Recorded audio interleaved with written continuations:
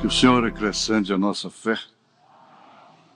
Então vamos ficar de pé, irmãos. Vamos ler a Bíblia. Só o verso 33 do livro de Jó, capítulo 31. Se como Adão encobri as minhas transgressões, ocultando o meu delito no meu seio. Te damos graças, Senhor, porque podemos ainda ler este livro, falar uns com os outros, pedir perdão, aconselhar, cantar, orar. Ainda estamos dentro de uma faixa que ainda há tempo. E o Senhor nos ajude a aproveitar esse tempo. Nós pedimos que o Senhor vivifique a Tua palavra em nossos corações, o que é mais importante de tudo. Que apenas não digamos que boa mensagem, que culto bom. O profeta disse que isso não resolve nada. Se aquilo não trouxe uma diferença na nossa vida. Em nome de Jesus Cristo, pedimos da Tua graça e do Teu amor que isto aconteça em tempo na vida de cada um. Amém. Podeis assentar-nos.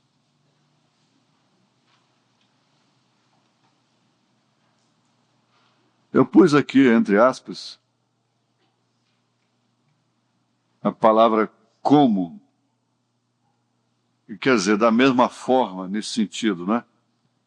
Da mesma forma que, igual, né? Como.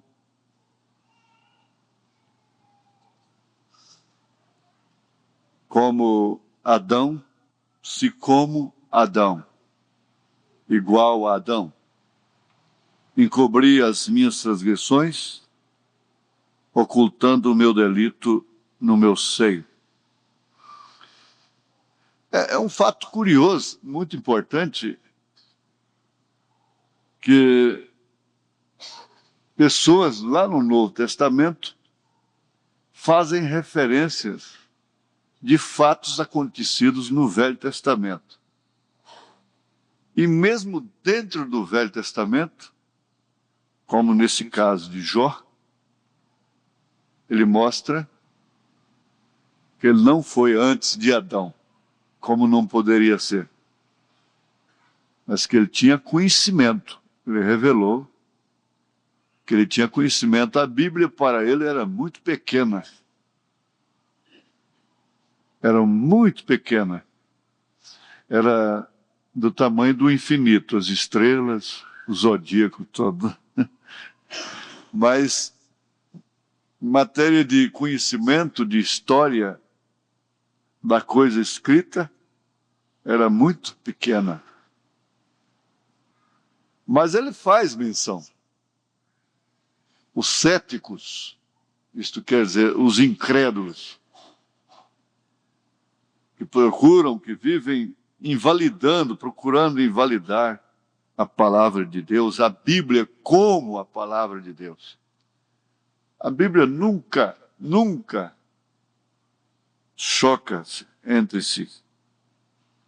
Os céticos dizem, Jesus disse para dar uma face, a outra face quando te bate em uma das faces, mas ele mesmo não fez isso.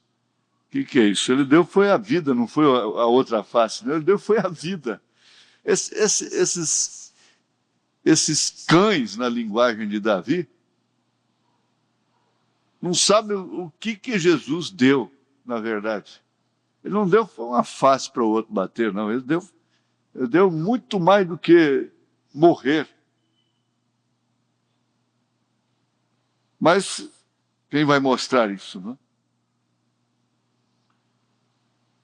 E Jó tinha o conhecimento de que Adão procurou fazer uma cobertura para si. Aliás, a palavra religião quer dizer cobertura. Por isso que Tiago fala da boa religião, como diz o profeta, uma boa religião. Visitar os órfãos, as viúvas, mostrar a sua fé através das obras. E o profeta ainda diz, a religião moraliza o homem. Moraliza. Mas ela não leva o homem ao novo nascimento. Ela não pode salvar o homem. A menos que isso proceda de Deus. Tenha vindo do próprio Deus. Então, Jó está fazendo aqui uma declaração sobre a sua integridade nos seus deveres, nesse capítulo 31. E nesse versículo aqui, ele revela esse conhecimento que Adão ocultou o seu delito, encobriu a sua transgressão. Se, como Adão, encobri as minhas transgressões. Isso não aconteceu. De fato, pelo que Adão fez, a sua própria cobertura foi de folhas. E então aquilo não funcionou. Ele se cobriu todo de folhas, sua esposa também, a Eva. Eles não tiveram coragem de fazer um desfile de moda, né? Com os cristãos ali assistindo. Mas eles se esconderam. Eles se esconderam mesmo estando com a cobertura que eles tinham, porque ao tirar o véu da santidade, eles descobriram que estavam nus. Então o profeta diz, eles estavam nus e não percebiam. Isto porque eles estavam cobertos com o véu da santidade. Desde então, assim que pecaram, perceberam que estavam nus. Por quê? Perderam o véu da santidade. Ele disse, hoje está aí o nudismo, e eles não percebem porque estão cobertos com o véu da iniquidade. Porque essa moda mundana não é veste. Não é veste. Tem que se entender isso, as irmãs, as mocinhas, as moças têm que entender que essa moda do mundo não é veste diante de Deus. Como aquela cobertura de Adão e Eva também não eram vestes. Agora, estou falando do lado natural. Quando Deus fez a cobertura real para eles, sacrificando logo ali um cordeiro. E aquele cordeiro já falava da única e verdadeira religião que existe desde então, desde o Éden. Só existe uma única e verdadeira religião. Essa, vocês sabem qual é. Vocês estão nela. Não é? Então, esse como, aqui no Salmo 32, o salmista Davi canta, bem-aventurado aquele cuja transgressão é perdoada e cujo pecado é coberto. Esses salmos foram cantados, conforme eu afirmei hoje no programa. Bem-aventurado o homem a quem o Senhor não imputa maldade e em cujo espírito não há engano. Agora, Jó foi antes de Davi,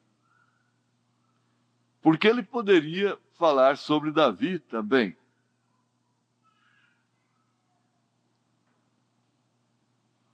Davi falou aqui, cantou aqui de uma experiência própria. Ele gozou dessa bem-aventurança, de ter as suas transgressões cobertas, ter os seus pecados perdoados. Então ele não estava falando como um orador, como escrevendo, apenas como um escriba, escrevendo uma teoria. Mas ele estava falando de uma prática. A teoria nem sempre é válida, o quanto é a prática na vida do indivíduo, da pessoa.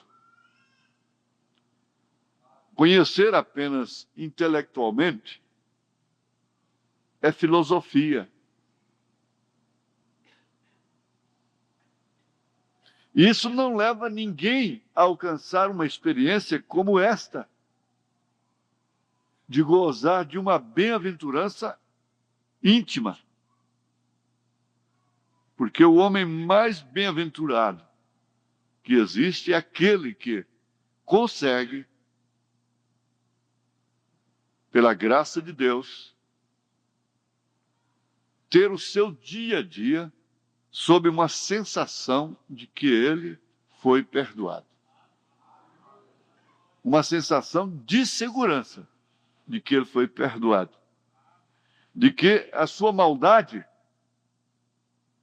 tem passado.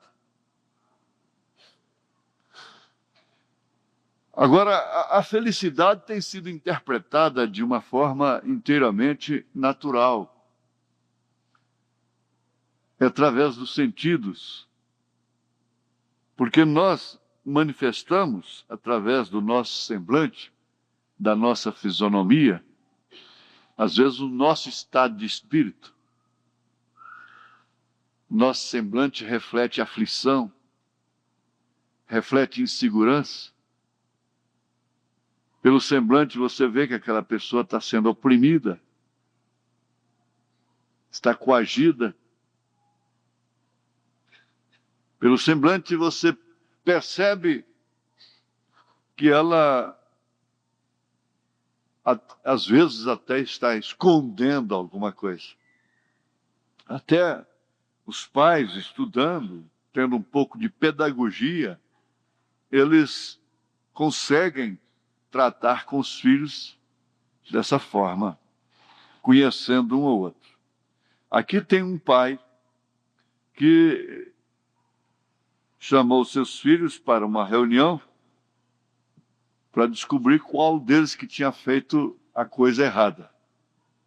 E ninguém confessava, ninguém dizia. Então ele disse, olha, vamos fazer o seguinte. Não foi nenhum de vocês 4, né? Mas eram 4, se não me engano. Então cada um vem aqui, põe a mão na Bíblia e diz, não fui eu. Não fui eu. Eu estava vendo, ele exagerou, de fato, ele mesmo reconhece que ele exagerou, num certo ponto, porque ele disse, olha, aquele que mentir aqui vai cair, hein? Vai ficar apertado, né? Ele pressionou as crianças, né? Mas eu sei que um foi, o quê? O mais novo já foi botando a mãozinha logo e disse, não fui eu. Tranquilo, descansado, teve mais pressa que todo mundo. O outro foi, não fui eu. O outro foi, não fui eu. O outro, não fui eu. O último só podia ser o último, né? Fui eu.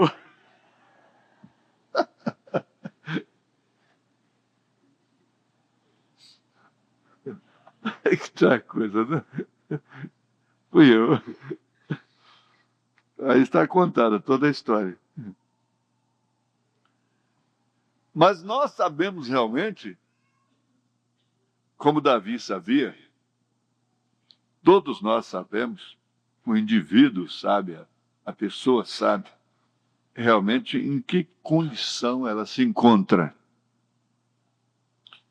E o corpo mais atordoado, afligido hoje é o corpo de Jesus Cristo, como sempre foi. É o corpo do Senhor Jesus Cristo. Isso quer dizer, são os irmãos que creram no profeta, que foram batizados em nome do Senhor Jesus Cristo.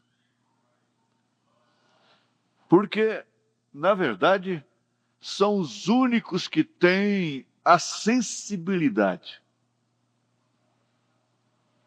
para reconhecerem seus erros. O mundo está satisfeito. Você diz lá fora, ninguém chora. Arrependido chora. Sim, chora, perfeitamente chora.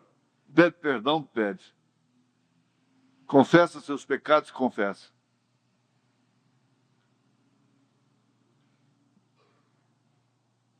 Mas nenhum deles no mundo hoje, no mundo, na terra, fazem isto sob a revelação real, verdadeira, do sacrifício do Cordeiro. Porque, na verdade, isso quem faz não é a pessoa, é o próprio Deus. Porque como Adão, como Davi lavrou sua sentença, porque quando você condena alguma coisa errada, às vezes você está se condenando a si próprio, a si próprio, a si própria. E ele não podia conformar, ele tinha um coração segundo Deus. Eu não sei. Ele cortou a orla do vestido de Saul e aquilo doeu o coração dele, mas será que não doeu o coração dele quando aquele soldado estava lutando pelo seu povo lá e ele vai e pega a única mulher que o homem tinha e o coração dele não doeu? Agora, quando o profeta foi a ele, justamente por essa causa, Natan disse para ele, olha, proferiu uma parábola, sempre o profeta fala assim, disse para ele, olha, um senhor aí tinha muitas ovelhas, muitas mesmo, e por fim ele tomou a ovelha de um servo, a única que ele tinha, e além disso ainda matou o servo depois. E um dos sinais de protestos que existia, porque eles tinham um vestido, chama-se um vestido sobre a roupa masculina do homem. Aquilo era como se uma mulher tivesse que andar no meio dos mosquitos, das pragas, dos arranhas-gatos, né? Trabalhar lá no canavial, como algumas irmãs no sul, e aquilo pinica tudo e corta e fere. Então, se coloca uma calça comprida por baixo, a saia comprida. Então, eles tinham essa vestimenta. E quando a autoridade, eles queriam protestar contra alguma coisa, rasgavam a veste. Aquilo era sinal de protesto. Não é que ele ficava nu. Ele tinha a sobreveste, não é? Ele rasgava a sua sobreveste em sinal de protesto. E foi o que Davi fez. Quando ele fez isso, ele decretou a sua própria sentença. Ele disse, esse homem deve morrer. Às vezes você fica sabendo de alguma coisa que outro fez, e você diz a mesma coisa. pensa a mesma coisa. O irmão Branham já pensava diferente. Se Deus tirar a mão de misericórdia de mim, eu entro pelo mesmo caminho. O profeta pensava diferente, né? E ele lavrou a sua sentença ali naquela hora. E o profeta, então, levou o dedo nele. Alguém disse a respeito de um pastor, de um líder, disse, não tem um Natan para levar o dedo no nariz dele. Eu disse, acontece que os Natãs de hoje estão com o rabo mais comprido que o de Davi. Respondi. E a resposta que eles mereciam era essa. Está tudo com o rabo maior na linguagem popular do brasileiro, né? Como é que vai levar o dedo no nariz? Quando está levando um, está trazendo 4 para o seu lado. Um para cima, mostrando Deus, e 3 para cima. E vai ver, condição está sua família, condição está ele próprio, aquela coisa toda. Mas aí o Natan, que tinha condição para isso, disse, tinha um ministério para isso. Ele não tinha, se ele não tivesse ministério para isso, ele podia falar a verdade como Simeon falou, a verdade. Simeon não tinha ministério para isso, morreu. Sob o ministério de Salomão, filho de Davi. Então ele disse, esse homem é você. Agora, você não vai morrer. Você lavrou essa sentença. A espada vai te acompanhar.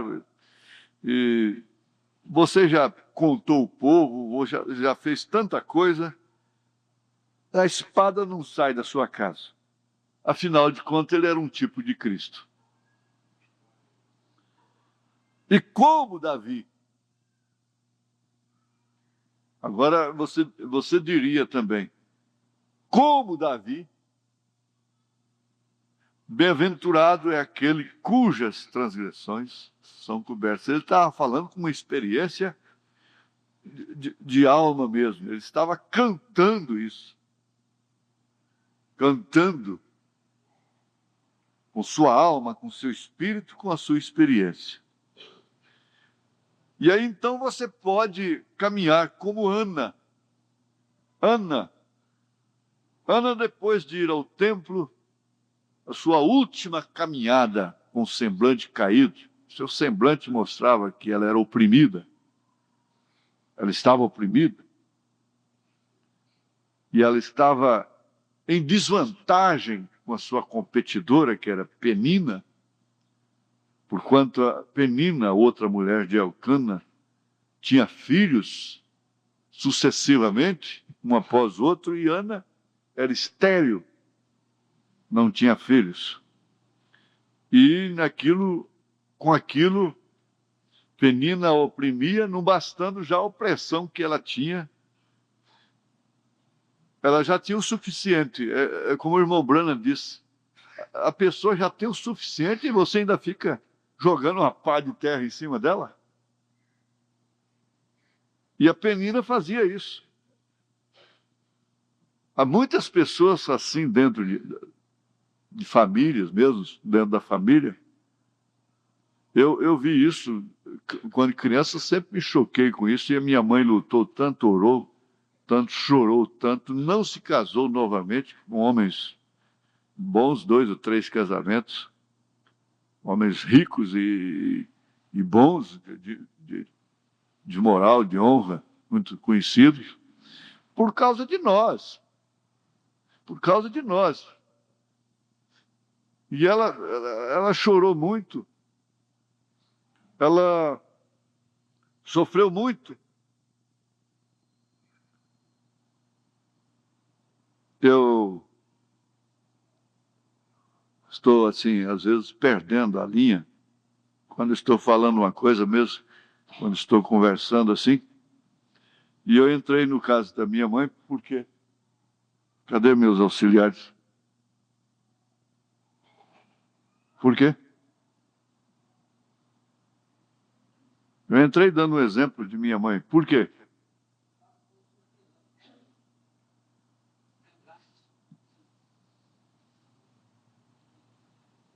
Muito bem, Ana vivia com aquele semblante oprimido. Podia-se conhecer que ela era uma mulher que vivia sofrendo. Já tinha o bastante contra ela e Penina ainda ficava furando.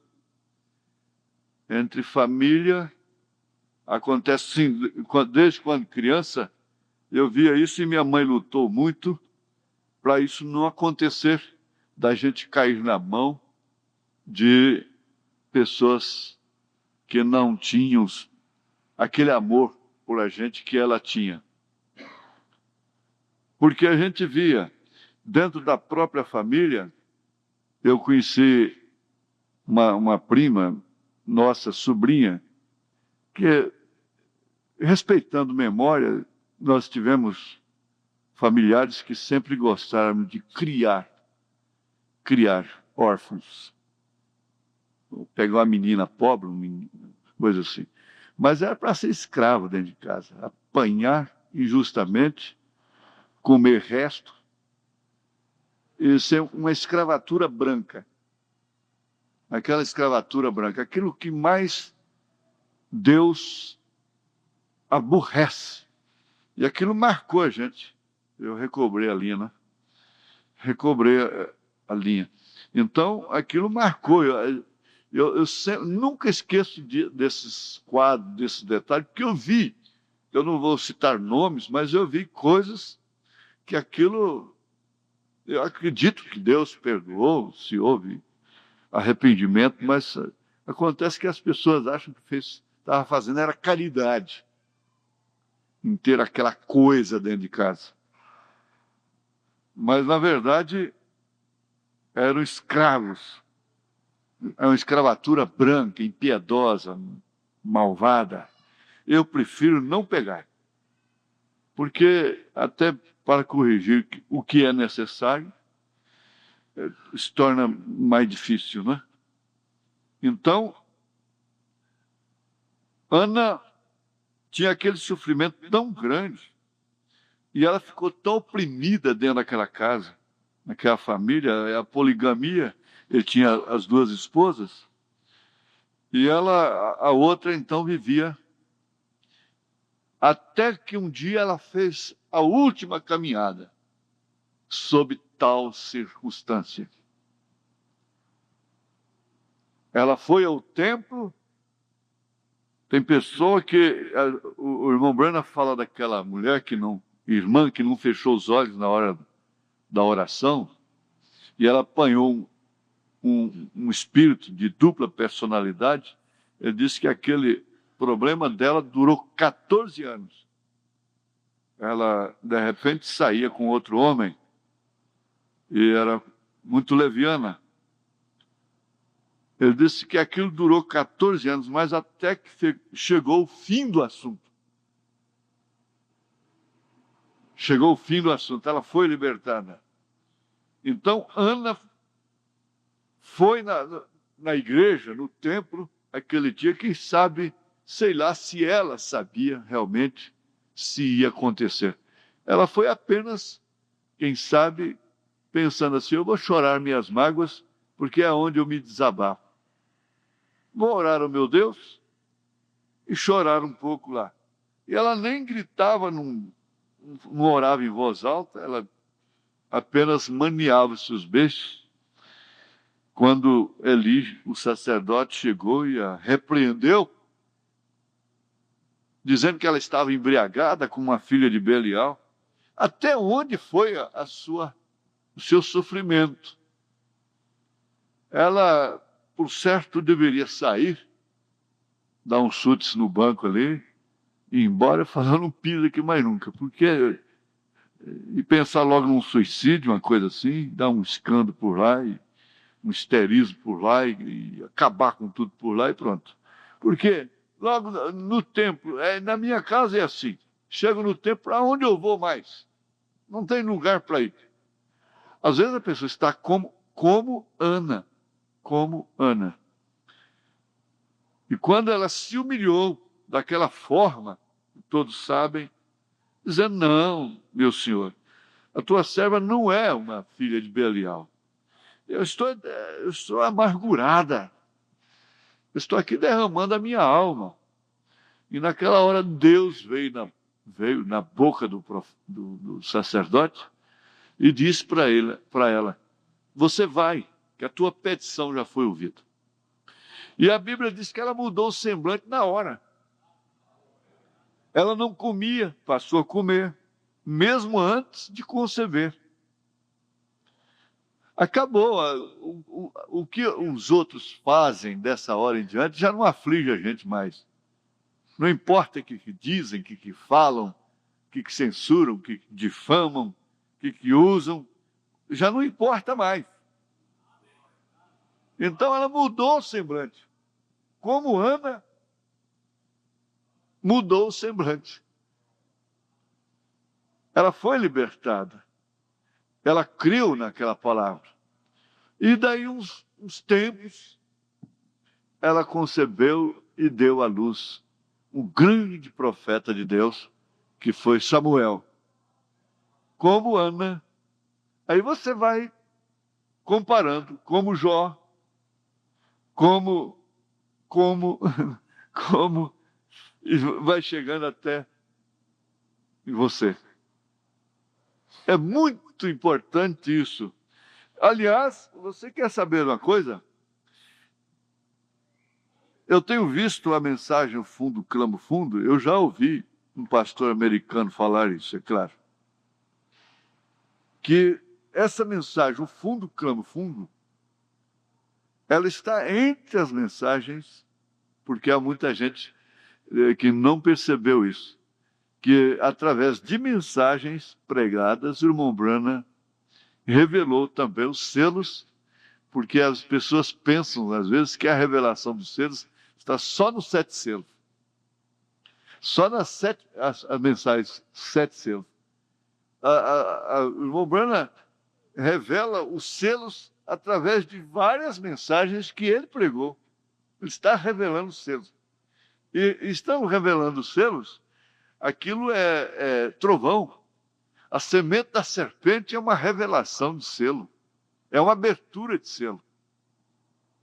A mensagem, a semente da serpente. E ela mostra realmente que é trovão. É um trovão. E você pode ver que o mundo religioso não entende patavina disso, não entende nada desse trovão. Quando Deus trovejou lá, tu és meu filho amado em quem me compraz, Caifás não entendeu nada, ele ouviu um trovão.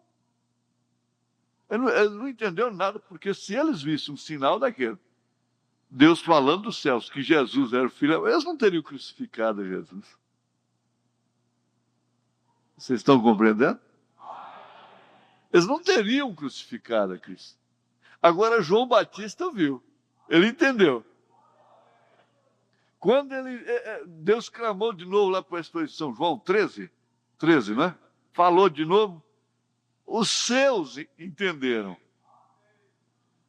Agora, o que Deus falou através desses trovões, como eu cheguei a ter na mão uma pedrinha daquela quando Deus trovejou, que arrebentou pedras de fogo longe lá, e aquilo foi rimbombando até no Alasca, e a ciência fotografou isso, essa nuvem. Nós sabemos o que é. Nós sabemos o que é. Nós entendemos a sua voz. Jesus disse, as minhas ovelhas ouvem a minha voz. De forma tal que Deus podia trovejar o tanto que fosse, que eles não entendiam. Agora, Moisés estava entendendo tudo que Deus estava falando naqueles trovões. Eles ouviram de longe, eles viram fogo e trovão. Fogo e trovão. No entanto, lá estava sendo escrito tudo que ele estava falando daqueles trovões. Isso é grande demais para nós. É muito mais do que qualquer ciência teológica. Então, essa mensagem, o fundo clama o fundo, do filme O Fundo Clama o Fundo é uma mensagem tremenda, básica, dos Sete Trovões. Isso não tem nada a ver com a coisa comum, somente com a coisa comum. É a coisa sobrenatural. O fundo clamar o fundo e vai chegando assim até que venha a transformação, ou seja, o abismo mais profundo, porque esse fundo se refere a abismo, e nós entendemos sempre abismo como uma coisa ruim, má, como um acidente mortal. Está certo. Mas nesse caso aqui, abismo é profundidade. E que esse fundo vai clamando, um abismo chama o outro, uma bênção chama a outra, uma maldição chama a outra. E depois nós queremos sempre jogar a culpa sobre os outros. Esse é o maior defeito que pode existir. Então, como o fundo clama o fundo, porque é um fundo para responder. E ele fala então daquele menino que estava comendo borracha na escola. A professora logo notou a anormalidade. É claro, é anormal. Criança comendo borracha. Mas perceberam, por último, que ele estava comendo o pedal da bicicleta. Os médicos constataram falta de enxofre no organismo e por isso está acontecendo esse fenômeno. A criança está comendo borracha porque na borracha contém enxofre, buscando uma fonte errada. E como? Agora nós estamos na era do como. Como ela desfilou, como ela vestiu, como ela apareceu naquela novela, aquele penteado, aquele corte de cabelo, aquele óculos, como? Então, aquela idiota corta o cabelo de um certo jeito, cortado assim curto, embutido para dentro numa novela, aí vai as idiotas tudo cortado. Tá? Como? Então sai vestida para 96, 97, assim, como? Agora, como Sara? Como Sara? Não é a linguagem de Pedro? Acho que é essa a linguagem mesmo.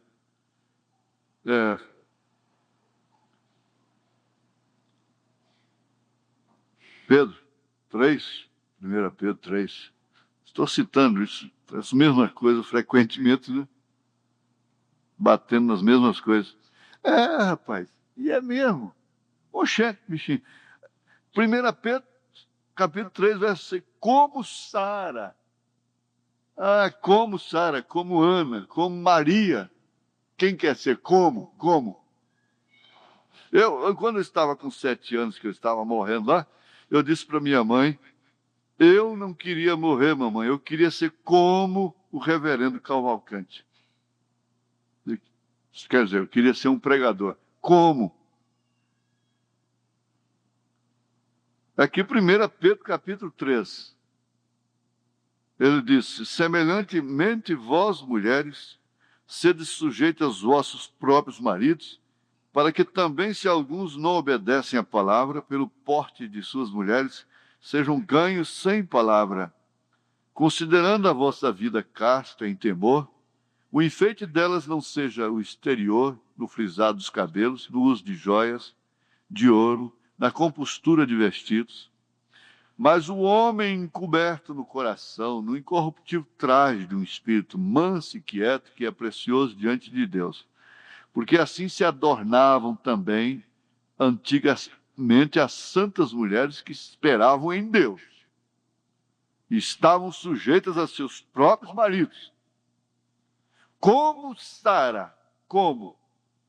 E o que é isso? É uma preposição, é? É uma preposição? É? Como Sara obedecia a Abraão, Não precisa ler, mas precisa. Como? É só o como. Que coisa. Como Adão. Vem assim. Jó falou isso. Como Adão. Se como Adão eu encobri as minhas transgressões, os meus delitos. Mas o bem-aventurado é esse que, olha, gente, a gente não pode, por mais que a gente queira não tomar conhecimento, mas sabe-se que só em Goiânia foram registradas 400 meninas com o nome de uma atriz de novela das mais vagabundas. O que essas mães, para ser como ela, ter um nome como ela, e aqueles nomes sexy, aquela coisa toda que só surge isso agora. Que até o nome é sexy. Existem até nomes sexy, né? Nomes, vestidos, é tanta coisa sexy, tudo é sexy. Meu Deus, a hora é de bem-aventurança, é ser bem-aventurado ou ser mal-aventurado. Então não dá nada certo para mim. Ontem eu estava numa loja de um conhecido, ele me chamou no escritório, fechou a porta, e ele disse para mim, eu preciso das suas orações. Porque fizeram isso para mim, fizeram isso, aquilo nos 4 cantos da minha fazenda, e fizeram isso lá na outra fazenda perto de Anápolis, e fizeram isso aqui, e fazenda que eu enjeitei 250, não acho 150 mais, fazenda que eu enjeitei 150, estou vendendo 70, não acho, e prédio, apartamento que eu enjeitei 250, não acho nem 70, estou pelejando para vender por 150, não vendo, quando eu já rejeitei 250, e assim foi enumerando as coisas, disse, sabe, é que alguém me pediu aqui uma foto minha e levou aí numa Umbanda, e o médium lá disse que fizeram um trabalho contra mim. Enterraram nos 4 cantos das fazendas e coisa e tal, assim. E eu fiquei escutando ele, e ele precisando, coitado, ele está vendo as coisas saindo entre os dedos, como todo industrial, todos os empresários estão vendo e pedindo concordata, e todo mundo, quem não quebrou vai quebrar ainda, porque essa maldição caiu. Aí esse povo é uns integralistas, né? Vocês estão pensando que falar francês, inglês, alemão vai consertar o Brasil? Isso deixa eu ver só como é que você vai ver como é que fica isso. E olha lá se esse homem vai chegar no fim. Ele está querendo repetir, olha lá se você chega no fim desse. Mas o certo é esse, que eu estou escutando aqui, eu falei, escuta, só sabe, então enterraram macumba em tudo quanto é indústria lá em São Paulo e tal, e essas grandes empresas, e tudo, fizeram tudo macumba também contra contra Bernardo Saião aqui em Goiânia, as confecções aí, fizeram macumba contra esse povo todo. Mas que macumba forte isso! Mas eu creio em Deus. O Deus que você crê, então, está meio fraco, né? Porque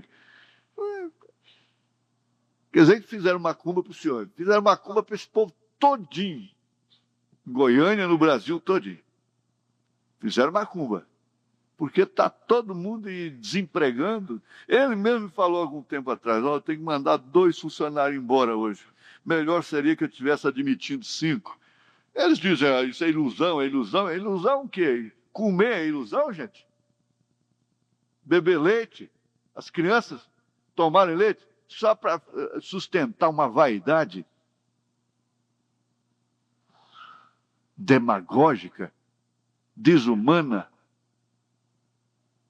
Não sei se comer é ilusão, mas eu disse para ele, olha, então fizeram macumbas para todo mundo aí.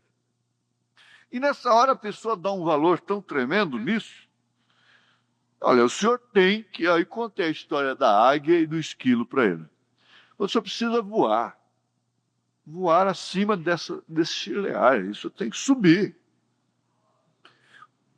Tem que subir, largar essas coisas cá embaixo. Nós precisamos subir, estar além dessas coisas. E tem hora que a gente nivela com as coisas mais baixas, com os esquilos. Ele fica como esquilo. Pedro também usa o termo como a porca lavada que volta ao lamaçal. Como o cão que volta ao vômito. Mas se você pegar esse como aí, você vai longe. Você prega um dia, uma noite, como.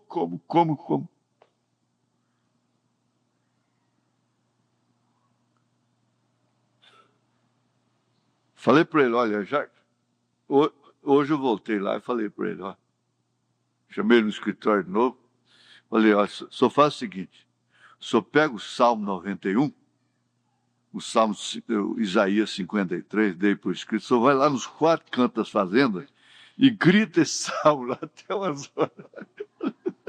Eu acho que ele vai ficar rouco, tanto vai gritar o salmo. E ouça o meu programa, às 7 horas da manhã na Rádio Clube.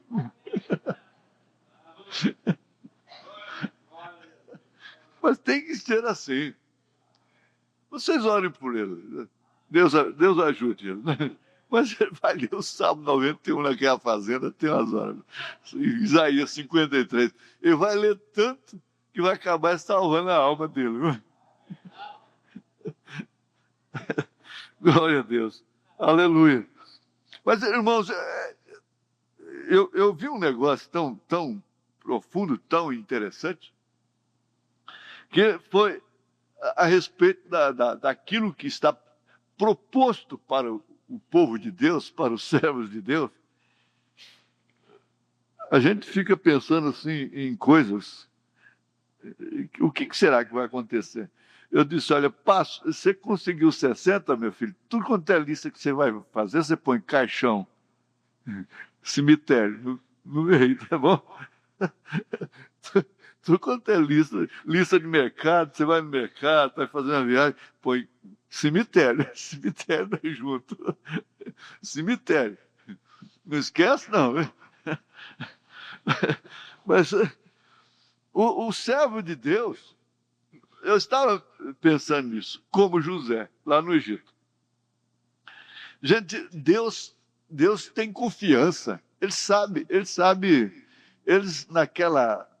nessa outra desgraça que acontece lá no Rio Madeiras, no Amazonas, e tudo, então eles estão acabando com o mogno, com a madeira, e os proprietários marcam aquelas toras, parece que entalham as iniciais deles e pintam numa tinta vermelha, uma coisa assim. Vocês são de lá, conhecem melhor, você deve saber, não? Eu já vi isso. Então, elas ficam no lugar seco. Seco, eles têm que levar na época da seca. E quando o rio enche, então aquelas toras sobem, flutuam, né? Está lá, tá. Trela, né? Trela, né? Tipo um trelado, né? Até 1000 toras. E aquilo vai, cada uma tem sua marca. Ele não está perdendo um minuto de sono com aquela madeira. Ele não perde um minuto de sono. Não tem uma fidelidade, ninguém tem como mudar sua marca. E aquilo chega lá no porto com a sua marca, não tem jeito. Olha, mas se o homem, um madeireiro, tem essa confiança, ele não perde um minuto de sono, porque sabe que sua madeira vai chegar lá, porque está marcada, está atrelada, e ninguém mexe, todo mundo respeita. Gente, Deus, tem muita gente que está pensando que Deus está com dor de cabeça, tomando analgésico, com medo de perder a irmã, com medo de perder o irmão. Gente, você tem a marca dele. Pode deixar, a enchente vem. Vai parar lá. Não tem jeito. Então, ele não tem que estar mostrando muita coisa, não. E eu vi isso com José, estava reparando assim, falei, olha, mas Deus judia dos seus homens, muito mesmo. Porque ele só deu sonho para José, José poderoso. Os irmãos dele se encurvando. Só sonho falando de poder, de glória.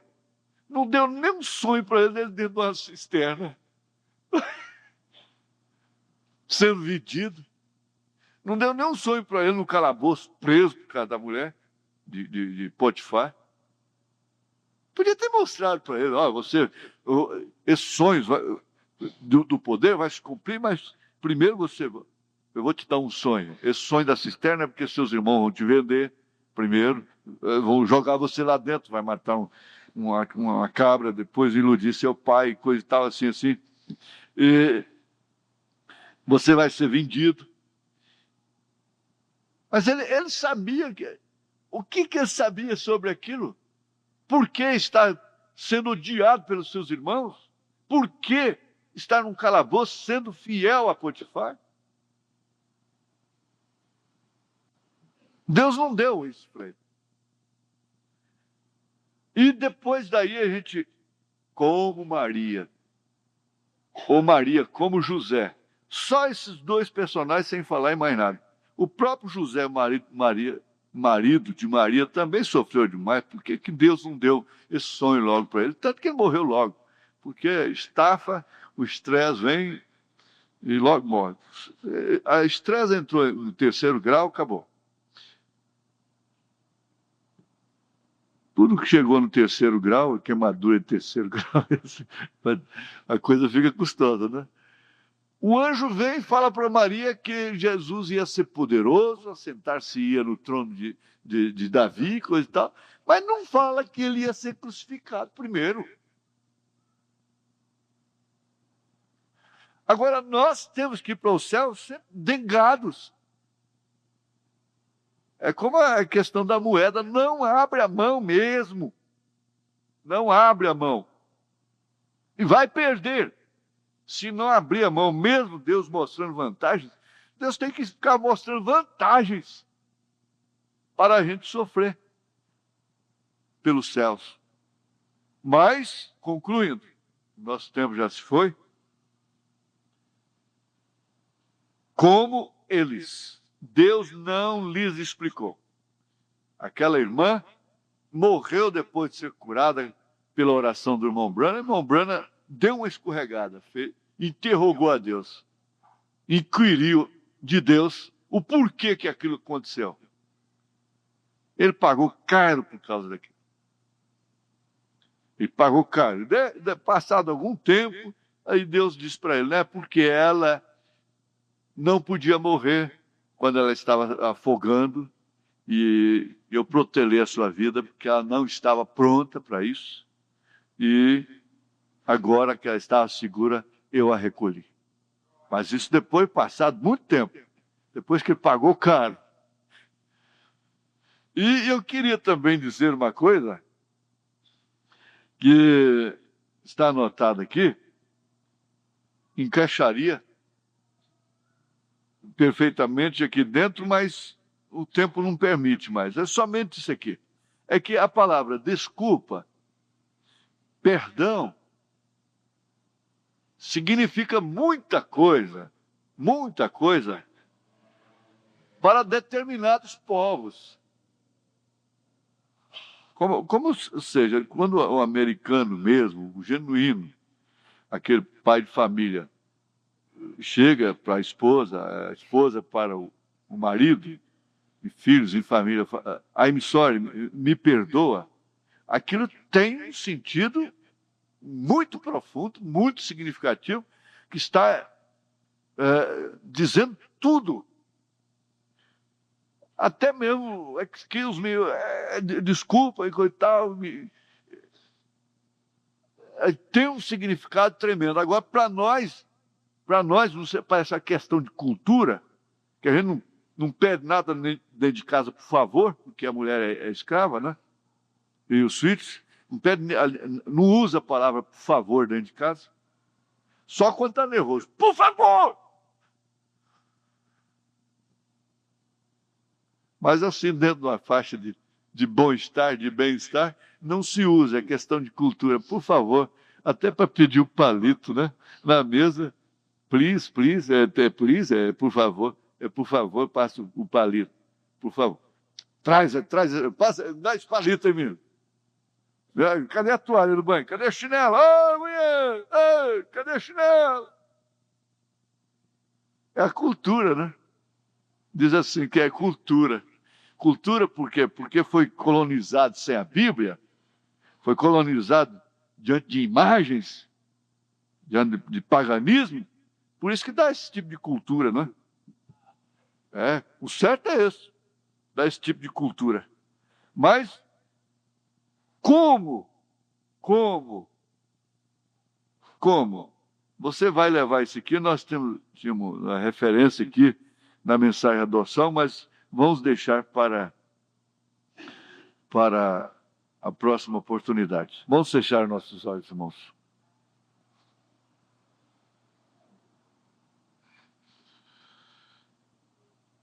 Senhor,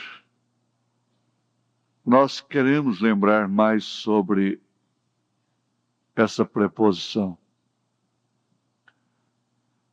Sobre esta palavra, não sei bem o que significa isso.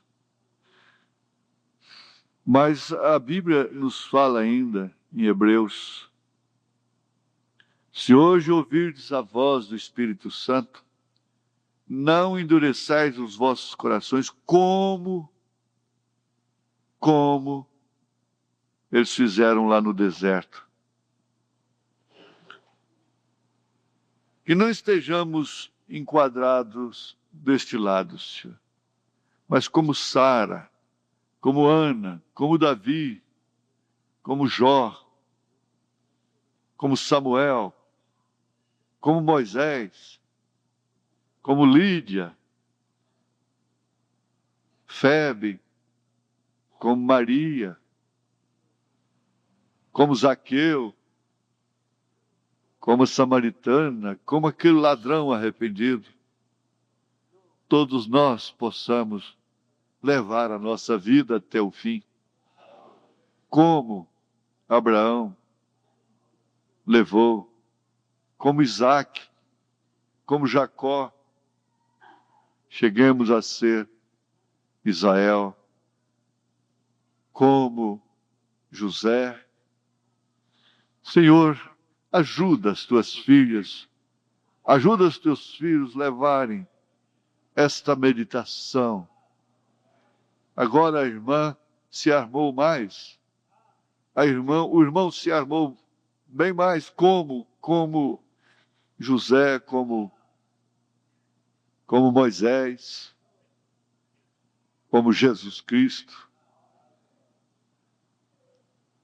Em nome do Senhor Jesus, o Verbo de Deus, a palavra do Senhor, o nome que o diabo não conhece. Põe as tuas mãos sobre os teus filhos e sela esta palavra, Senhor. Deixa ela bem segura no coração de cada um. E dá, Senhor, a cura, a grande cura divina, esse fundo clamando ao fundo. Aleluias, glória a Deus, glória ao Senhor Jesus. Aleluia. O Senhor possa enriquecer, fortalecer a fé de cada irmão, de cada irmã, nesse sentido, de ser como. Aleluia, glória a Deus, aleluia. Te pedimos isto no nome do Senhor Jesus Cristo. Amém, Senhor. Amém. Eu queria cantar como Jesus Cristo orava e chorava, assim quero eu orar e amar, como como Jesus Cristo orava e amava, assim quero eu orar e amar. Amém. Se põe de pé.